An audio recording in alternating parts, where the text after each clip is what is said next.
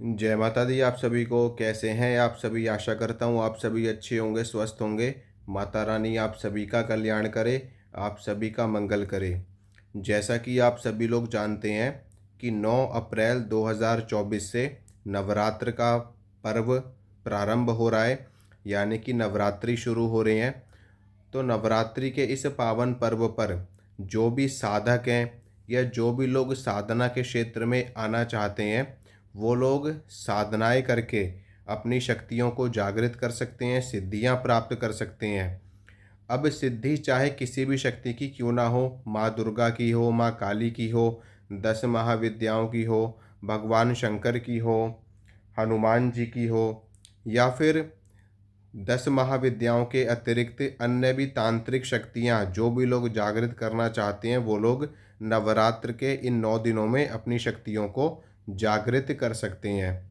ये चैत्र के नवरात्र कहलाते हैं और इन नवरात्रों में जो भी साधनाएं करी जाती हैं वो अवश्य ही सिद्ध होती हैं।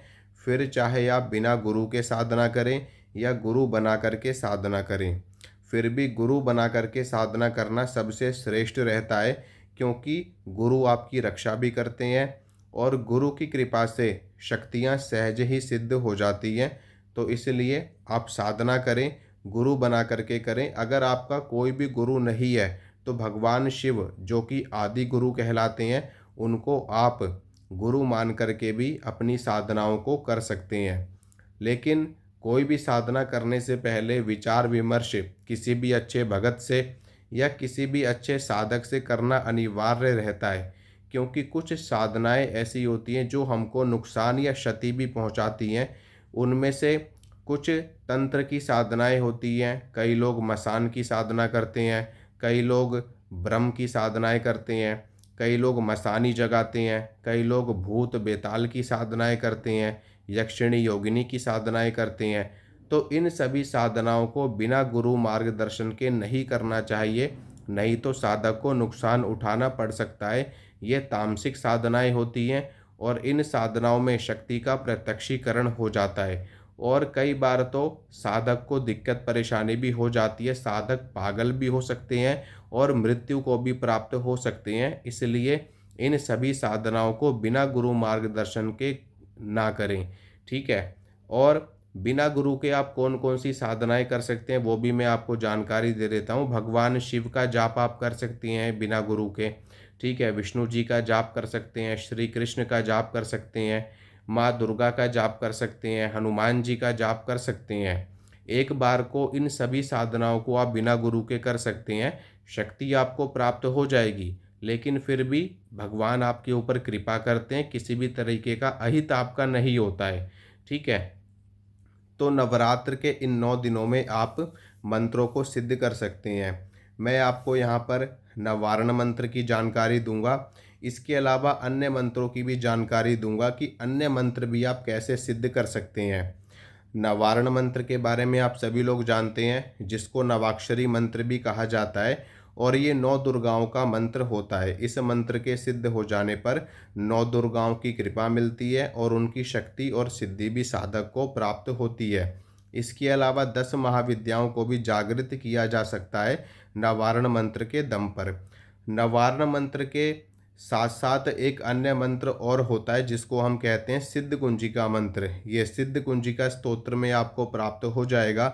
ये मंत्र भी बहुत शक्तिशाली मंत्र माना जाता है, लेकिन इस मंत्र की साधना बिना गुरु के नहीं करनी चाहिए, क्योंकि ये मंत्र भगवती की शक्ति के साथ में भगवान शंकर की शक्ति को भी जागृत करता है और भगवती के जो रौद्रतम रूप हैं, रौद्र से भी रौद्र रूप हैं, उनको जागृत करता है ये मंत्र। तो इस मंत्र का जाप भी बिना दीक्षा के नहीं करना चाहिए। एक थोड़ा बहुत जाप आप कर सकते हैं, जैसे कि आपको थोड़ा बहुत हवन करना है, 108 बार मंत्र करना है तो 108 बार आप कर सकते हैं, लेकिन इस मंत्र को सिद्ध करने का प्रयास बिना गुरु के ना करें। तो नवारण मंत्र की साधना करके आप माँ दुर्गा को प्रसन्न कर सकते हैं, अपनी कुंडलिनी शक्ति जागृत कर सकते हैं, आज्ञा चक्र अपना जागृत कर सकते हैं, स्वप्न सिद्धि प्राप्त कर सकते हैं। इसके अलावा दूसरों के मन को पढ़ने वाली शक्ति आप प्राप्त कर सकते हैं। आपने देखा होगा ना कि किस प्रकार से भगत किसी दूसरे के मन के बारे में सारी बात जान जाते हैं, कैसे उनका पास्ट प्रेजेंट जान जाते हैं। तो ये शक्ति इस मंत्र को सिद्ध करने के बाद में आपको प्राप्त हो जाती है। इसके अलावा सूक्ष्म जगत की जो शक्तियाँ होती हैं उनसे कनेक्ट होने की सिद्धि, कनेक्ट होने की पावर आपको प्राप्त हो जाती है। नवरात्र के 9 दिनों में ही आप इस मंत्र को आसानी से सिद्ध कर सकते हैं। अब मैं आपको मंत्र को सिद्ध करने की विधि बताता हूँ और उसके बाद में मैं आपको अन्य मंत्रों की जानकारी दूंगा कि अन्य मंत्र आप कैसे सिद्ध कर सकते हैं। नवरात्र में आपको सारी पूजा वैसे ही करनी होती है जैसे आप करते हैं। कलश की स्थापना करनी होती है, जौ बोने होते हैं, ठीक है। और भगवती के चरणों में एक पानी वाला नारियल, 16 श्रृंगार और माता की चुनरी अर्पित करके, माता को भोग लगा करके, कलश की स्थापना करके, सबसे पहले आपको जो डेली रूटीन की पूजा होती है आपको वो कर लेना है, जिसमें आपका पवित्रीकरण, शुद्धिकरण, ये सभी आप नहीं भी जानते तो भी कोई दिक्कत नहीं है।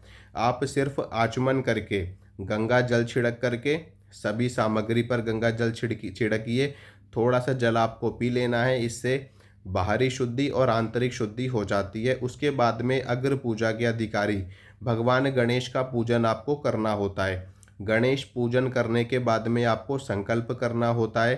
संकल्प करने के बाद में आपको भगवती दुर्गा का पूजन करना होता है और उसके बाद में आप हनुमान जी की पूजा करेंगे, भैरव जी की पूजा करेंगे, क्योंकि माता के साथ में हनुमान जी और भैरव जी दोनों साथ में चलते हैं। हनुमान जी माता के रक्षक माने जाते हैं, माता के द्वारपाल माने जाते हैं। अगर आप भगवती की साधना में सफल होना चाहते हैं तो बिना हनुमान जी की कृपा के आप माता की साधना में सफल हो ही नहीं सकते, क्योंकि माता से पहले आपको हनुमान जी का सामना करना पड़ेगा। आपने देखा है ना कि जब भैरवनाथ माता वैष्णो को ढूंढते ढूंढते गुफा तक पहुंचा था, जिसमें भगवती वैष्णो अपनी 9 दिन की तपस्या में लीन थी, तो वहां पर सबसे पहले भैरवनाथ का सामना हनुमान जी से हुआ था और हनुमान जी से कई दिनों तक भैरवनाथ का युद्ध चला था। बाद में भगवती जब बाहर आई गुफा से अपनी तपस्या को पूर्ण करने के बाद में, तो माता रानी ने भैरवनाथ का वध कर दिया और उसके बाद से भगवती ने भैरवनाथ को आशीर्वाद दिया, वरदान दिया कि मेरी पूजा के बाद में तुम्हारी पूजा भी करी जाएगी और तुम्हारे दर्शन के बिना मेरा दर्शन पूर्ण नहीं माना जाएगा। तो इसलिए हनुमान जी की और भैरव जी की पूजा होती है। वो जो भैरवनाथ है जिनका वध माता ने किया था वो अलग भैरवनाथ हैं और मैं आपको भैरव की बात बता रहा हूँ, ठीक है। भैरव भगवान शिव के अवतार हैं और वो जो भैरवनाथ है जिनका माता ने वध किया है वो भैरवनाथ नाथ संप्रदाय के तांत्रिक अघोरी, जिन्हें भैरवनाथ कहा जाता है, वो हैं। उनका वध माता वैष्णो ने किया था, ठीक है। तो अब विषय पर आते हैं। तो आपको संकल्प कर लेना है। संकल्प करने से पहले गणेश पूजन, भगवती का पूजन, हनुमान जी का पूजन, भैरव जी का पूजन, ठीक है। फिर आपको माँ का पूजन कर लेना है। माँ के पूजन के लिए आप दुर्गा सप्तशती का पाठ कर सकते हैं। इसके अलावा आप दुर्गा चालीसा पढ़ सकते हैं। अगर आप माँ काली को मानते हैं तो माँ काली की पूजा भी आप साथ में कर सकते हैं, काली चालीसा पढ़ सकते हैं। अगर आपकी कुलदेवी हैं तो कुलदेवी की पूजा आप कर सकते हैं, ठीक है। और भी कोई घर के आपके देवता हैं तो आप उनको भी साथ में भोग प्रसाद लगा सकते हैं, ठीक है। यहाँ पर आप इन सभी शक्तियों का अलग अलग भोग भी लगा सकते हैं और केवल पूजन भी कर सकते हैं। ऐसा ज़रूरी नहीं है कि सबके नाम का अलग अलग आपको दिया लगाना है या सबके नाम का अलग अलग आपको भोग लगाना है या सबकी आपको पूजा अलग अलग करनी है, ठीक है। कहने का तात्पर्य ये है कि सबको अगर आप प्रणाम भी कर देंगे कि हे भगवान गणेश, मैं आपको प्रणाम करता हूँ, आप मुझे पूजा में सफलता प्रदान करें, ठीक है, तो इतने से भी कार्य आपका चल जाएगा। कहने का मतलब ये है कि आपको मन से उनको प्रणाम करना है, उनके प्रति अपना आदर आपको व्यक्त करना है, ठीक है, जिससे उनको ये ना लगे कि इस भक्त ने हमारा नाम नहीं लिया, हमें पूजा नहीं, तो हम इसको आगे कैसे बढ़ने दें, ठीक है। तो इस तरीके से सबकी पूजा करने के बाद में फिर आपको माता के मंत्र का जाप लगातार करना है। अगर आप नवारण मंत्र को सिद्ध करना चाहते हैं तो इस मंत्र का आपको 1.25 बार जाप करना है नवरात्र के पावन पर्व में और इसका दशांश आपको हवन करना है, ठीक है। और दशांश तर्पण करना है, दशांश मार्जन करना है और दशांश आपको कन्या भोजन करवाना है। देवी की उपासना में कन्या भोजन करवाया जाता है और देवता की उपासना में ब्राह्मण भोजन करवाया जाता है या बटुक भोजन करवाया जाता है। ठीक है, तो इस प्रकार से आप कन्या भोजन करवा करके माता की पूर्ण कृपा प्राप्त कर सकते हैं। अगर आप तर्पण, मार्जन या हवन करने में असमर्थ हैं तो आप केवल मंत्र जाप करेंगे। मंत्र जाप करने के बाद में एक छोटा सा आप हवन कर लेंगे। हवन की विधि मैंने वीडियो के माध्यम से बता रखी है और कन्या भोजन आप करवा देंगे तो इससे आपकी सिद्धि पूरी हो जाएगी। ठीक है, नवरात्र में आप शाबर मंत्रों को भी सिद्ध कर सकते हैं।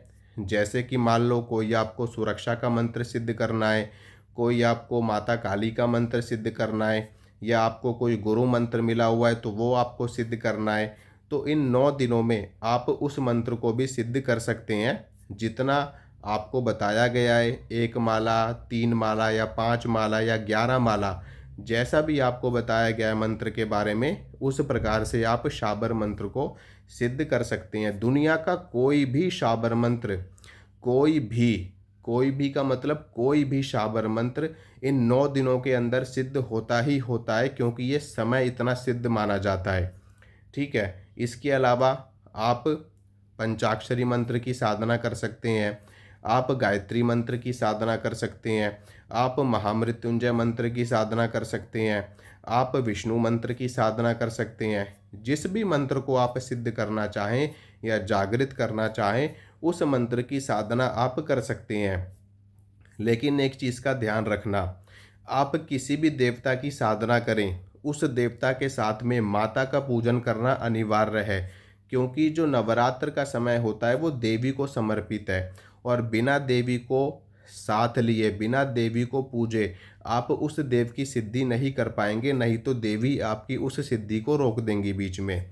ठीक है, इसलिए मान लो आप हनुमान जी की साधना कर रहे हो, हनुमान जी का कोई मंत्र आप सिद्ध कर रहे हो या आप भगवान शिव का कोई मंत्र सिद्ध कर रहे हो, तो इन दोनों के साथ में आपको माता की पूजा, माता के मंत्र का जाप या माता को भोग प्रसाद लगाना अनिवार्य है। उनको भोग दिए बिना आप देव की सिद्धि प्राप्त नहीं कर पाएंगे, तो इसलिए इस पूजा को करना अनिवार्य है। नवरात्र के अलावा कोई अलग दिन हो तो उसमें अनिवार्य नहीं है, लेकिन नवरात्र में अनिवार्य है, क्योंकि नवरात्र में देवी की शक्ति इस धरती पर भ्रमण करती है। इस धरती पर देवी की शक्ति का पहरा होता है और देवी साक्षात प्रकृति स्वरूपा है। ठीक है, वो जननी है और वो समस्त देवी देवताओं का मूल आधार है। ठीक है, तो इस प्रकार से आप इस साधना में सफलता प्राप्त कर सकते हैं और मंत्रों को सिद्ध आप कर सकते हैं। आशा करता हूँ जो जानकारी मैंने आपको दी है आपको अच्छी लगी होगी, पसंद आई होगी। दुर्गा सप्तशती के ऊपर मैं आपको अलग वीडियो में जानकारी दे दूँगा। माता रानी आप सभी का मंगल करे। जय माता रानी की।